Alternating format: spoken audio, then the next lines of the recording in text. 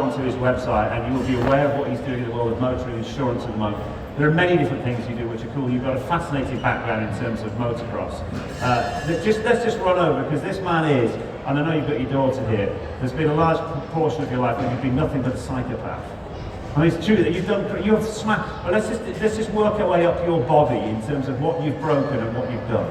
A lot of toes and feet. By doing what though? So motocross to start with, and then sort of off-road buggy racing. So yeah, tough on the body, like you, but without the gold medals. Okay. So yeah, toes, feet, ankles. We're talking about brakes. These are brakes. The brakes, yeah. Both femurs, one femur twice. Hip, lots of ribs. Back, probably about 5 times. Neck. Neck 5 times? No, back 5 times. Oh, that's fine then, just your back 5 times. Neck once a bit. I was paralysed once for about, I don't know, Joan will tell you exactly, but about 2 minutes. Really? That was pretty paralysed? Yeah, nothing worked for a while. So tell me this, when you were paralysed, did you carry on? Did you go, okay, I'm over it now, yeah, you can still go, let's carry on?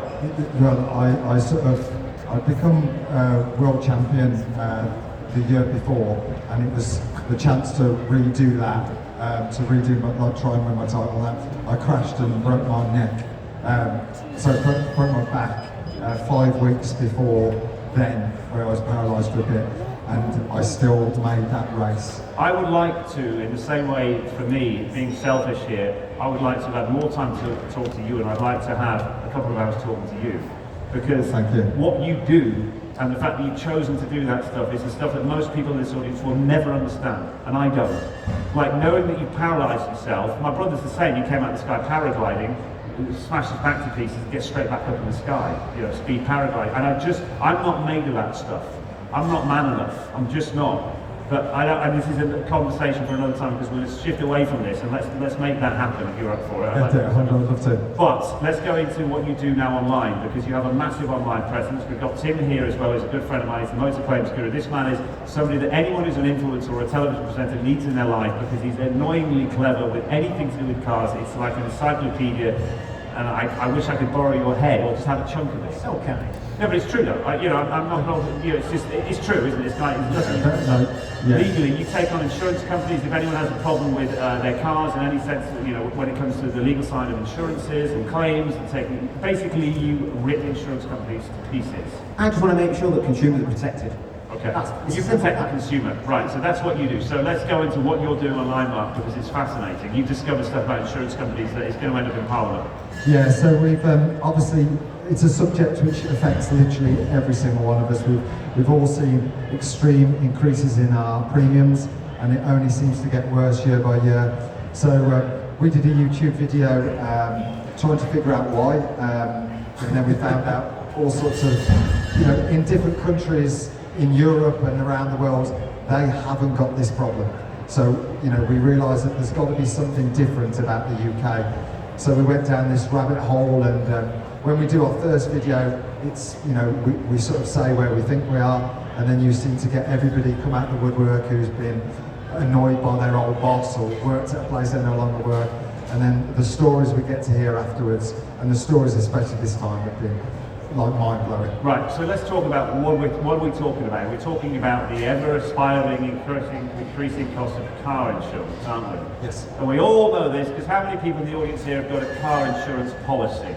Put your hands, let's have a show of hands. Who has a, here we go, right, so anyone who has a car has a policy. So it's a major subject, this. And it's one of those things, it's at that amount for me at the moment where I'm like, what? 800 quid to 1200? I don't understand. Why has it gone up so much? Oh, COVID, mate. Right, cheers. And you just end up paying it, but there's more to it than this, isn't there? Yeah, and also sort of like, I think a lot of people, without your cars, you can't actually earn money, you can't go to work, and that's why right now there's 1 million people uninsured on the roads, and obviously some are selfish, but a lot of them probably cannot afford, simply can't afford. So, we're sort of like trying to get to the bottom to see exactly where and why, and So just a quick one on that as well, so I thought so.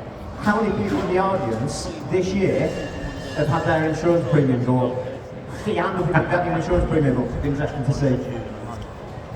And when you compare your last year's quote to this year's quote, did it give any reason why? No reason at all. It just went up, right? Yeah. So, as a consumer, do you think you're being treated fairly? So, what things do you think you'll be able to do about that to try and change it anyway?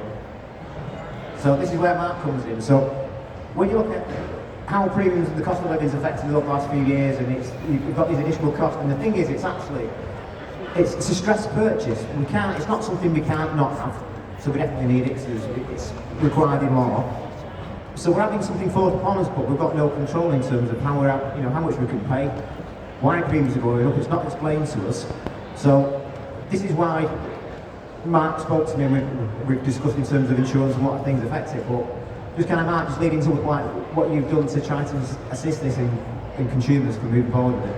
Yeah, so obviously we went down this sort of trip of trying to find out why, and obviously some of the insurance companies are making £500 million, which is, every company has got to be profitable, of course, otherwise, that company go bankrupt. But the reason, we found all sorts of reasons to why the prices are so high, and some of it are not fair. Well, let's have it. What are they? Go on. So we found some things where there was one particular it's the waste is where a lot of it, and obviously every time there's a massive claim or there's an overpriced bill, that affects all our policies. And we've had some amazing stories. The one guy, he had a damaged door. It was a £600 door. The body shop, for whatever reason, stalled that. It told him that he really should get a courtesy car, which was better than his own car. So obviously he was not bothered that his car wasn't coming back soon, because the car they gave him was even better than his. That courtesy car bill was £14,000. So we've gone from a £600 repair to £14,000. And obviously each one of us is paying a percentage of a penny towards that claim, and obviously that times thousands and thousands of times. The thing that you guys told me yesterday, which is something I cannot get my head around, is what is the primary purpose of insurance companies? Now, get it in your head and answer to that question. What is the real? Why do insurance companies exist? They exist to, and your head goes, insure us. Surely that's their primary job, to insure us. The truth of the matter is they exist to. Well, the reason why they exist is that's not their primary business. Go on. The answer is what? So the primary purpose is to make profits, as simple as that. So they use your money to invest somewhere else, so they can make profit from the premiums that you give them. But what you've actually got there is in some ways, it's like legalised gambling. So if you provide your money for an insurance premium, what you're doing is they're providing cover for you on a promise. So they promise to make sure that they pay out in the event that you claim. But if you don't claim, they've got your money just sat there. So what they then do with it is they invest their money somewhere else. If that money that you've given them and they invest it makes money, they've made money from your money. But if their investment returns don't make any money, they've lost your money, not their money.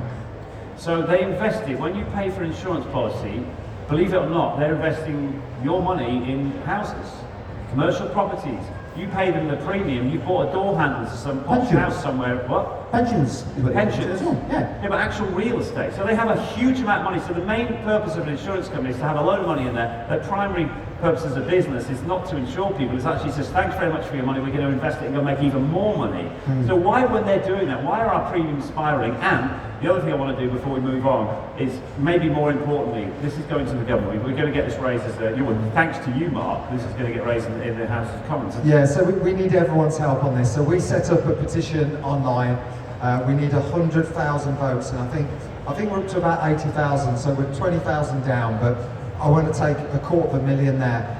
We've got an MP to champion it, and we are going to go to the House of Commons and get them to have a look and see why it's so different in our country and why our premiums are going up, because there is reasons, and like I say, because it's mandatory, like we are forced to do this governmentally, legally, so we have the right to know why they are charging us so much money, and we already know that some of it could be cheaper if it was basically looked after better. And what you've also got as well, this is the flip side of it, so think about how much premiums have increased over the last year.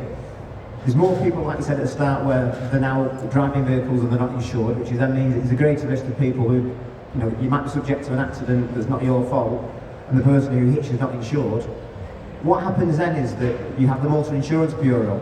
Now the Motor Insurance Bureau, what happens with them is that all the insurance companies that operate in the UK, they collectively put money together to the Motor Insurance Bureau to help then pay out in the event that if you get hit by somebody who's not insured, to make sure that you get compensation.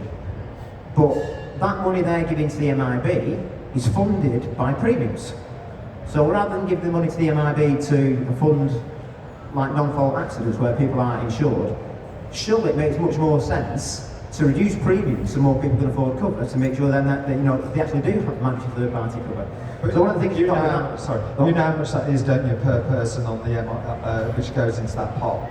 Yeah, it's hardly anything. So it's probably about 1 or 2%, probably about 0.5% to be honest, of any premium that goes through for it. It's a tiny amount, it's massive amounts of volume. One of the things that Mark mentioned I think would be beneficial to know for anyone here was the fact that you got some water, sweet, okay. Is the fact that you did some research into when you should buy your policy. So we're all doing it online now. We all get these. Am I right in thinking, first of all, it's the legal obligation of an insurance company to give you a month's notice before? This is what I heard. Is that right, Tim? So this changed about 2-3 years ago, where they've also, it's not just the fact they actually need to notify that your insurance is running out, which is one side of it, but they also actually need to give you the price that you had on your previous premium and show you your new premium and tell you whether it's actually gone up or down. So yes, they need to give you in 30 days notice that it's going to expire. Here's what you paid last year, this is what it is this year.